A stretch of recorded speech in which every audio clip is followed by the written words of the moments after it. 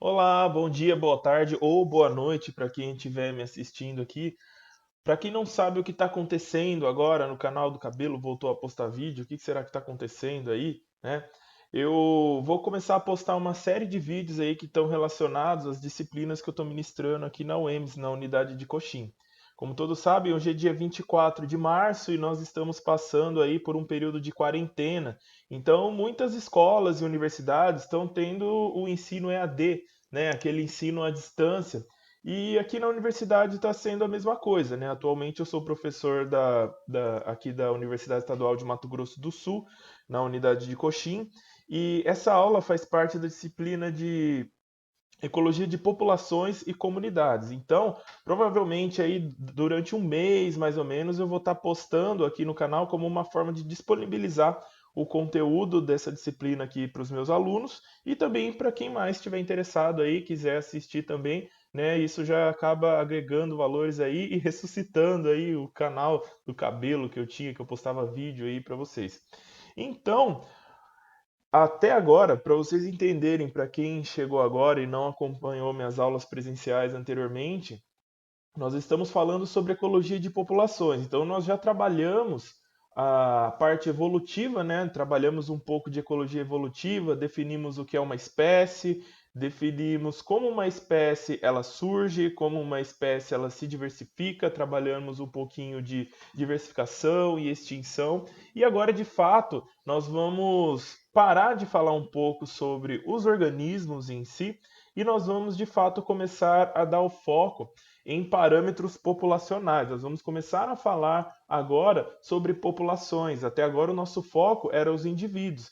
Falamos também ainda sobre como os indivíduos eles aproveitam os recursos e as condições ambientais. Então nós falamos já sobre nicho. Então o foco até então eram os organismos. Agora vamos de fato dar enfoque nos estudos populacionais. E a primeira aula desse tema, né, que é inclusive a primeira aula calhou de coincidir com eu começar com esse tema agora no YouTube também, que é o tema sobre parâmetros populacionais. Então, já que a gente vai falar sobre parâmetros populacionais, a gente tem que começar a pensar sobre o que é uma população, já que a gente vai parar de olhar para o organismo, para o indivíduo em si, e nós vamos olhar agora para um contexto mais amplo, né? Nós vamos trabalhar em um nível ecológico um pouco mais amplo, a gente vai começar já a tentar perceber o que é uma população, o que é um parâmetro populacional, como é contado, como é dimensionado uma população animal.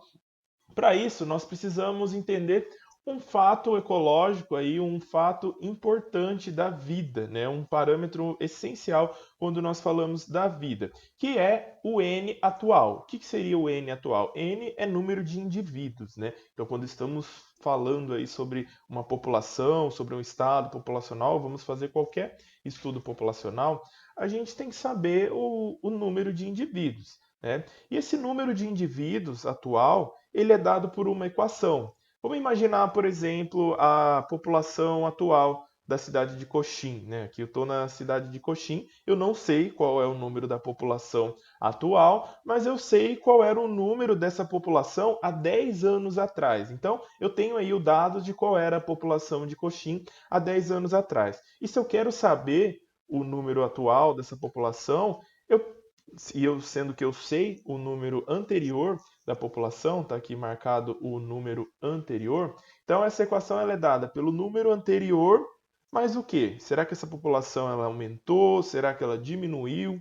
Normalmente o que faz? O que vocês acham que faz uma população aumentar? Pensem aí. Quem pensou em natalidade? Muito bem. Ou seja, quanto mais pessoas nascem aqui na cidade de Coxim, mais vai aumentando a cidade de Coxim.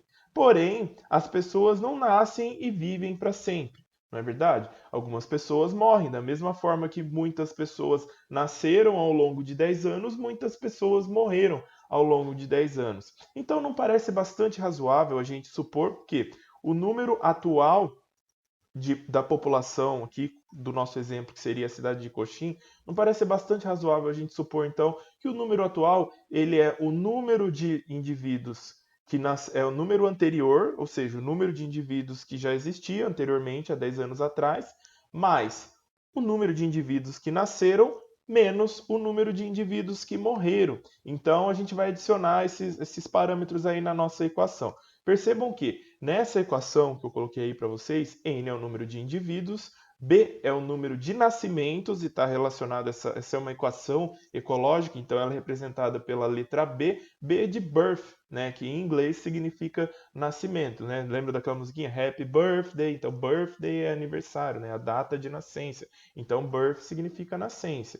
Então, a taxa, o número de natalidade é representado pela letra D, pela letra B, menos o número de indivíduos que morrem e que aí está representado pela letra D, D de death, também em inglês, né? A pessoa que cunhou essa equação cunhou na língua inglesa. Então, o número de indivíduos atual é o número de indivíduos anterior, mais os que nasceram, menos os que morreram, e você tem o número de indivíduos atual. Será que é só isso? Vocês acham que quem nasce em Coxim vai morrer em Coxim e todo mundo que vive atualmente em Coxim nasceu aqui em Coxim?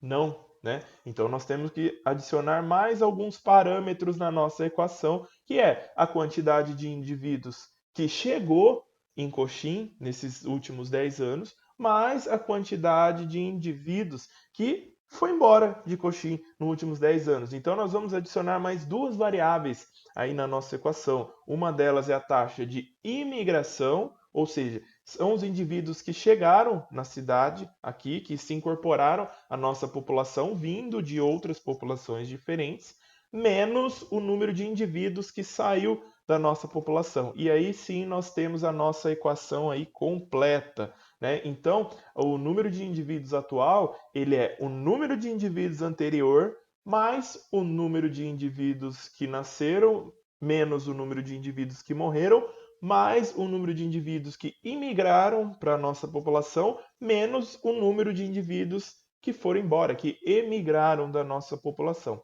Então, essa é um parâmetro básico da ecologia e que visa responder aí um dos objetivos principais da ecologia, que é descrever, explicar e compreender a distribuição e abundância dos indivíduos. É uma das grandes perguntas aí dos ecólogos, é um dos grandes objetivos aí da maioria dos estudos ecológicos. Porém, já que a gente está falando aí sobre o organismo, né, os indivíduos de uma população, a gente tem que parar para pensar assim: o que é um organismo? Né? Parece uma pergunta idiota. Quando a gente pensa assim na população humana, no caso, eu, Cabelo, popularmente conhecido aí como Tiago, eu sou um organismo, eu sou um indivíduo daqui da população a qual eu pertenço. Então, para alguns tipos de organismos, é muito fácil a gente delimitar o que é um indivíduo, né? Porém, a gente sabe que existem aí muitas outras formas de vida que são coloniais e que daí fica um pouquinho mais difícil a gente delimitar ou determinar o que é um indivíduo. Então, essa pergunta que parece meio óbvia, né? Ela não é tão óbvia assim, né? Existe uma questão aí um pouquinho mais complexa quando se trata na definição de o que é um organismo. Do ponto de vista ecológico, nós temos dois tipos de organismos. Nós falamos aí em organismos unitários e falamos em organismos modulares. Então a gente vai falar um pouquinho agora primeiro sobre os organismos unitários.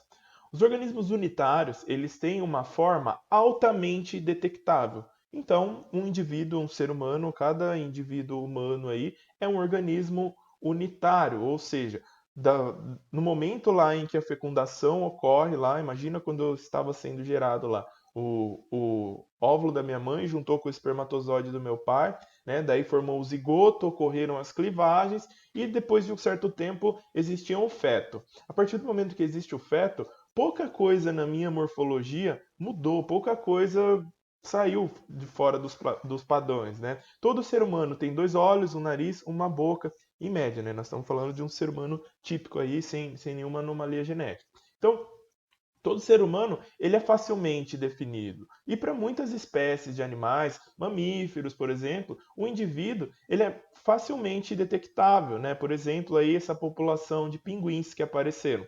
Eu consigo identificar que cada pinguim aí na foto é um indivíduo de uma população maior. Então tem essa aglomeração de pinguins aí na frente da foto, mas eu tenho vários outros pinguins ao fundo da foto lá que eu não consigo enxergar todos. Então quando eu falo de organismos unitários, o tamanho da população é igual ao número de zigotos sobreviventes. Então, cada indivíduo aí que eu consigo enxergar nessa foto aí, em qualquer população que seja, é um zigoto que sobreviveu. Eu sou um zigoto que sobreviveu, você é um zigoto que sobreviveu. Então nós estamos falando de organismos unitários. Então cada membro, cada organismo, cada indivíduo, né, é um número de zigotos sobrevivente. Então nesse caso, os indivíduos mortos não são contados como membros de uma população.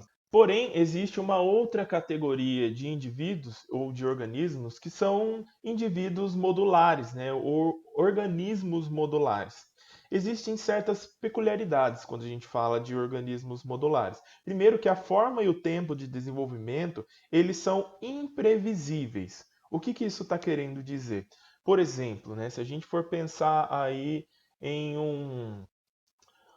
uma fase larval de algum um parasita, por exemplo. Vamos pensar aí no esquistossoma, né? Aquele parasita responsável pela doença esquistossomose. Eles têm um ciclo de vida aí muito complexo, né? E desde que ocorre a fecundação, quando um ovo lá ele gera um zigoto, aquele zigoto ele vai dar origem a uma larva aí chamada miracídio, não sei. E essa larva, em algum momento, ela vai ocorrer um fenômeno de esporulação, né? Então, vários indivíduos podem, um indivíduo aí pode gerar vários outros indivíduos. Então percebem que um zigoto, ele não deu origem, nesse caso, ele não deu origem a um só indivíduo, né? Ele pode dar origem aí, um único zigoto pode dar origem a mais de um indivíduo. E assim ocorre também como plantas, né? E quando a gente está falando em organismos modulares, é muito mais fácil a gente visualizar numa planta, porque cada indivíduo, cada planta que a gente, no caso, vamos imaginar aí uma árvore, né? Cada parte de uma planta tem potencial para se tornar um indivíduo. Eu posso, por exemplo, pegar lá várias mudas de uma determinada planta e cada parte daquela muda tem condições de dar origem a um novo indivíduo. Então a gente considera que cada unidade, cada parte aí de uma planta, ou pode ser uma colônia de quinidários, algum animal colonial, cada parte é considerado como um módulo, né? Então não se fala mais em organismos unitários, nós falamos em organismos modulares. E eles têm maior potencialidade para diferenças individuais também. Por que que eu digo isso, né, quando eu falo de organismos modulares? Muitas vezes, vou continuar usando o exemplo aí de uma planta. Algumas espécies de plantas, se você coloca ela lá numa condição que ela não é a condição ótima para aquela planta, né, uma planta aí, dessa daí que não está colocada numa condição ótima, quando ela chega aí mais ou menos a poucos centímetros, ela já começa a se reproduzir, tá? Começa lá a fazer a reprodução dela, porém ela acaba não gerando o número máximo de sementes que ela poderia gerar, né? Poucos centímetros aí, menos de 10 centímetros. A mesma espécie de planta, em uma condição ambiental ótima, ela pode chegar aí a 2, 3 metros de altura, né? Pode atingir um tamanho bem maior e gerar um número maior de indivíduos. Então vocês percebem que em organismos modulares, a plasticidade, essa plasticidade fenotípica e reprodutiva, elas são maiores também, né? Então eu tenho muitas discrepâncias quanto à plasticidade reprodutiva. Em organismos unitários, não. O ser humano, por exemplo, né? A maioria começa a se reproduzir aí a partir do início da puberdade, já tem condição de se reproduzir. Já em organismos modulares, não. Essa plasticidade reprodutiva, ela varia bastante, ela tem uma amplitude muito maior quando falamos desse tipo de plasticidade. Então, eu coloquei aí como exemplo o ciclo de vida de uma planta, tipo uma planta qualquer aí, uma angiosperma, né? Então, a partir do momento, essa planta, em algum momento, ela pode ser uma semente. Então, o primeiro módulo aí desse indivíduo, ele começa aí na forma de semente. Porém, quando essa semente germina, ela lança aí as primeiras folhas, né? O primeiro broto apical e, em alguns casos, a raiz, como nesse exemplo aí, onde tem a setinha. Essa planta, a partir do momento que ela brotou aí as duas primeiras folhas e o broto apical, cada ramificação, cada novo broto dessa planta passa a ser considerado um módulo desse indivíduo aí, né? Então, como eu disse, cada módulo normalmente ele sofre condições ambientais diferentes, eles crescem de maneiras diferentes, né? Nenhuma planta vai crescer exatamente no mesmo formato que a outra. Tudo vai depender da incidência de radiação solar, das condições do solo. Então, tem muitos fatores que podem influenciar aí no formato exato. Então, nenhuma planta tem exatamente o mesmo formato da outra planta, o mesmo número de galhos, o mesmo número de folhas. Então, existem módulos dentro do mesmo indivíduo, por isso que a gente chama de indivíduos modulares. Aí, como eu tinha falado aí do exemplo, né, a, a esquistossomose, esse aí é o ciclo de vida do esquistossoma, né? Ocorre a fecundação, onde as fezes contêm os ovos dessas larvas e elas vão para o rio, elas vão para uma lagoa onde os ovos vão eclodir e liberar os miracídios. Então, os miracídios aí eles vão parasitar um caramujo, uma espécie de caramujo, geralmente os caramujos planorbídeos, né? E esses caramujos, dentro deles, essa larva miracídio vai se diferenciar em esporocístios. Esses esporocístios vão dar origem a um monte de cercária. Então, ali no número 5, né, onde tem várias cercárias, que é a fase em que ela penetra o ser humano aí, e infecta o ser humano é na fase de cercária. Então, percebem que cada cercária dessa representa um módulo diferente e provavelmente muitas delas vieram do mesmo zigoto. Então, a gente usa esse termo aí para indivíduos modulares. Agora vamos falar um pouco sobre o crescimento e o tamanho populacional em organismos modulares. Então, quando a gente falava de organismos unitários, é fácil a gente definir o que é o crescimento, né? Os organismos unitários aí geralmente eles têm desenvolvimento direto, então da mesma forma que ele nasce, ele sempre vai ser o mesmo indivíduo, só vai crescendo aí, aumentando de tamanho até atingir a fase reprodutiva e depois ele morre. Porém, os organismos modulares, eles podem ter diferentes tipos de crescimento, né? Quando eu falo que os organismos modulares, eles crescem tanto na horizontal quanto na vertical, aí vocês podem falar assim: "Ah, cabelo, né? Eu também cresço na horizontal quando eu ganho peso, né? Tô engordando, tô tendo um crescimento na horizontal. Não, não é nada disso que eu tô falando, não é esse tipo de crescimento horizontal. Vamos pensar assim, vocês já viram um pé de morango?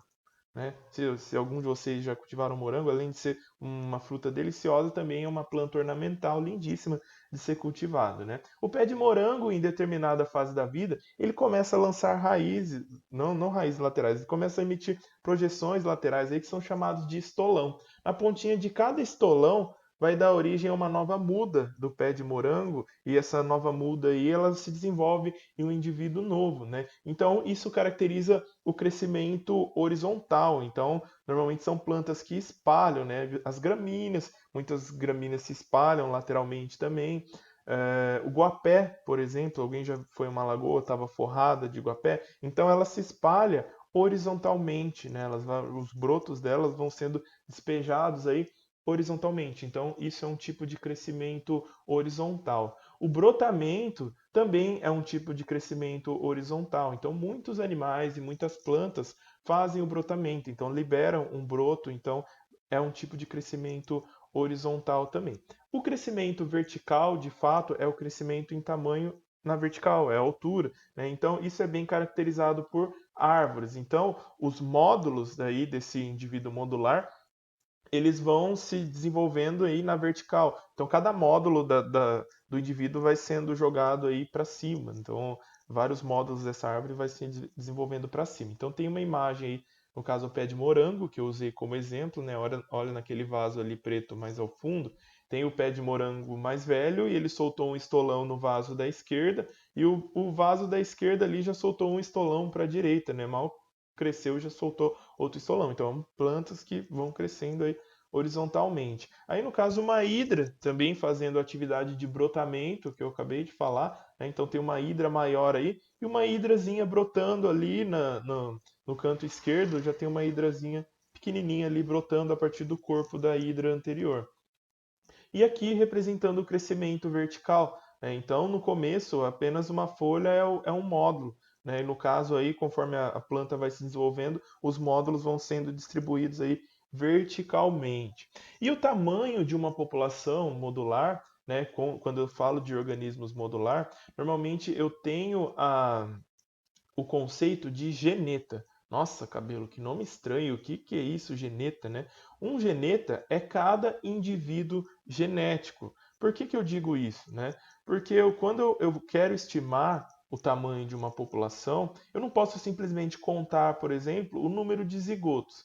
Porque assim, muitas vezes aquele zigoto, como no caso lá do esquistossoma, um único zigoto vai dar origem a vários indivíduos, né? Então, cada indivíduo daquele lá é considerado um geneta, porque ele é um indivíduo geneticamente ativo. Então, cada indivíduo daquele lá é um indivíduo geneticamente ativo. Porém, eles compartilham um único zigoto comum. Isso é comum para plantas que fazem brotamento, para outros animais que fazem brotamento também, onde o indivíduo dá origem a outro indivíduo. Então, nesse caso, ele é considerado como um geneta. Então, para a gente muitas vezes estimar a população ou contar os indivíduos aí de uma população, às vezes é mais interessante a gente contar os módulos do que contar, por exemplo, cada indivíduo em si. Porque, por exemplo, vamos pensar numa população de herbívoros pastadores aí.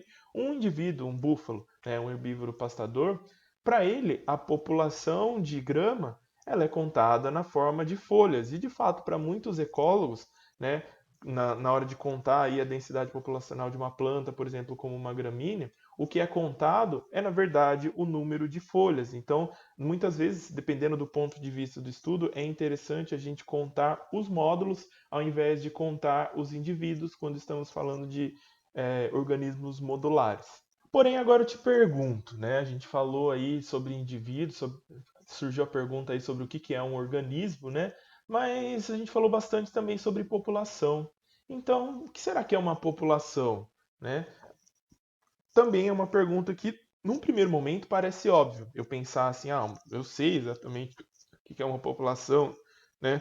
Estou considerando aí a cidade de Coxim. Beleza. Em muitos livros de ecologia, e lá no ensino médio, a gente aprendia que população é o conjunto de indivíduos da mesma espécie. Porém, né, se eu for parar para pensar desse ponto, aqui na cidade de Coxim, então, não representa a população humana. Porque tem humanos em Coxim, tem humanos em Campo Grande, em Dourados, em Botucatu, sei lá onde, na cidade que vocês estão aí, também tem humanos. Então, a população, no caso da espécie humana, não se restringe às cidades que nós vivemos. Então, quando falamos de animais e outros seres vivos, nós também temos interesse em definir o que é uma população. Porém, existem certos problemas quando vamos contar indivíduos. Como eu disse, tem indivíduos em que a gente não consegue separar exatamente o que é um indivíduo, o que é outro indivíduo, principalmente quando falamos de organismos modulares. Se a gente pegar uma colônia em si, uma colônia aí de hidrozoários, por exemplo, ou em uma colônia maior, por exemplo, um recife de coral, onde provavelmente o recife inteiro é um único grande indivíduo, dependendo da espécie que a gente está olhando. Então, às vezes, é muito difícil a gente contar os indivíduos da população. Quando eu estou falando, por exemplo, de um lago, né, eu posso considerar bom. Às vezes é fácil eu contar a população. Se, por exemplo, eu tenho ali um lago pequeno e eu tenho alguns peixes vivendo naquele lago, então eu tenho lá, um grupo de ciclídeos, peixes ciclídeos vivendo naquele lago. Então, o número de aquela população de peixes é exatamente o número de peixes que contém naquele lago. Isso é muito fácil quando a gente está falando de populações pequenas. Agora, olha para a imagem ao lado aí, né, em cima da minha cabeça. Vocês estão vendo uma população grande aí de peixes, peixes marinhos. E o ambiente marinho em si, ele dá a volta ao mundo aí, o nosso planeta aí é praticamente 70% coberto por água. Então, em termos de superfície, o ambiente marinho, ele é ilimitado no nosso planeta. E muitas vezes, muitas espécies, por exemplo, baleias, né, elas são espécies que dão volta ao mundo, que atravessam mares e oceanos aí, e se migram e emigram por distâncias muito longes.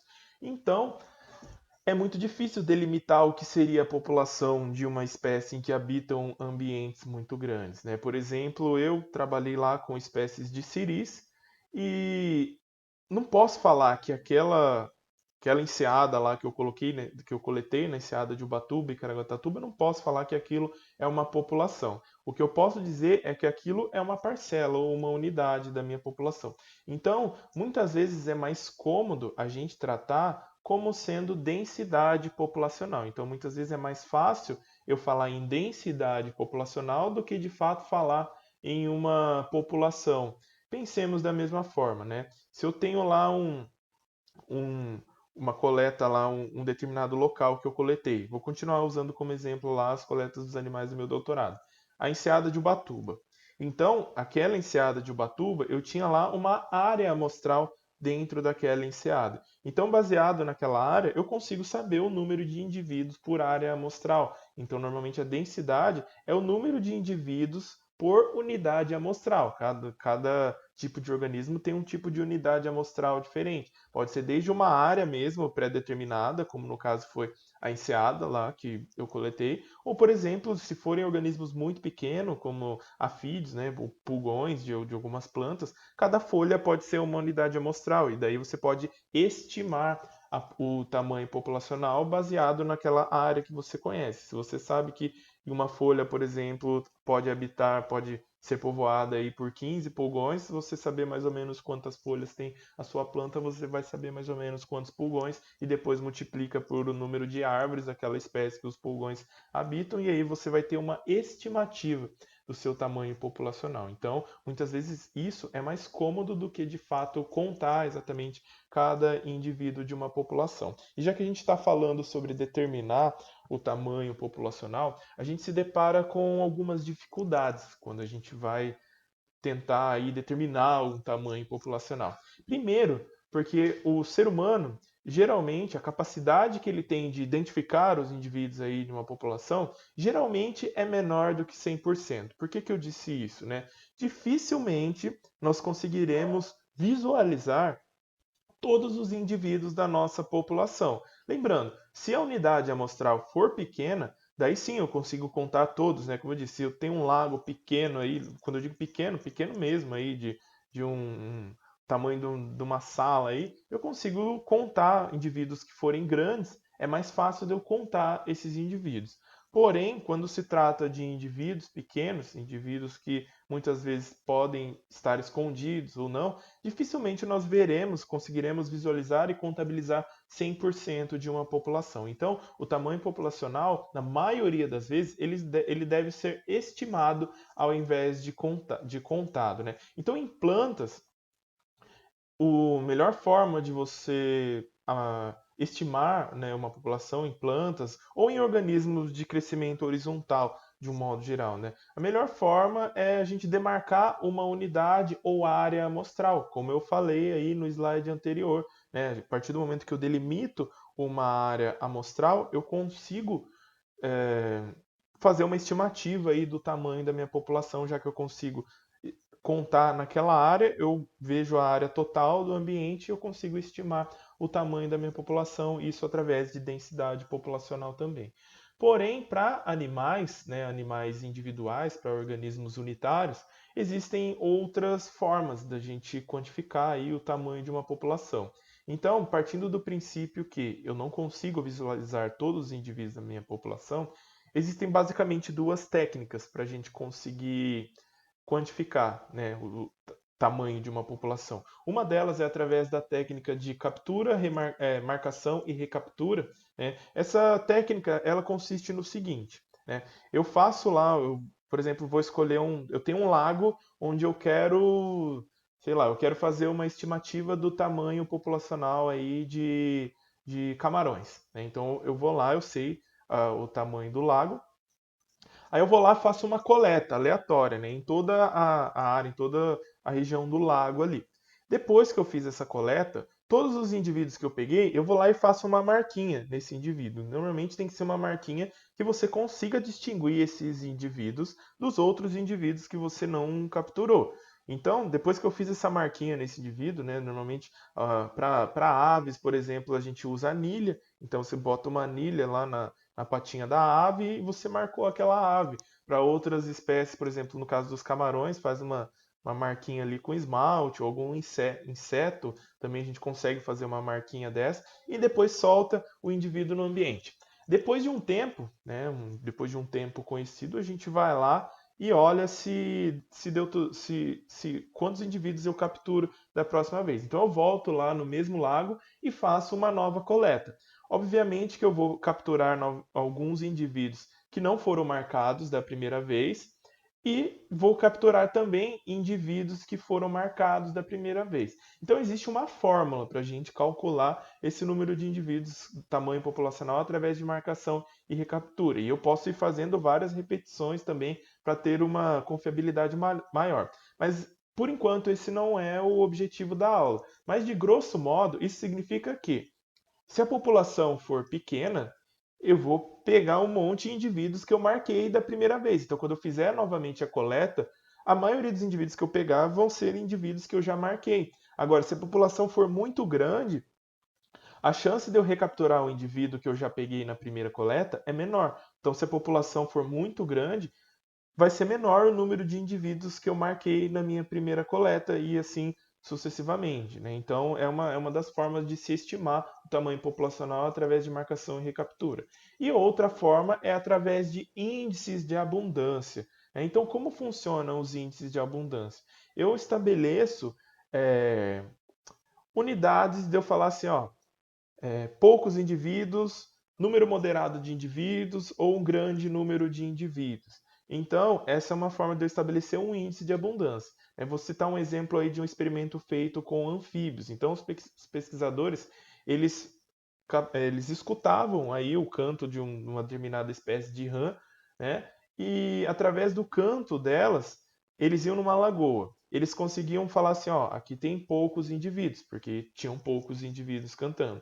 Ah, aqui tem uma quantidade moderada de indivíduos. Então anotavam lá como moderado. E assim eles estabeleciam assim, índices de abundância. Não quer dizer que eles sabiam exatamente qual a abundância, mas através desses índices eles conseguiam mapear quais eram as lagoas mais povoadas por essa espécie aí de anfíbio. Então, aqui tem uma foto aí do método de unidade amostral, aí, como eu disse, para plantas. Então, esse é um método quadrado amostral.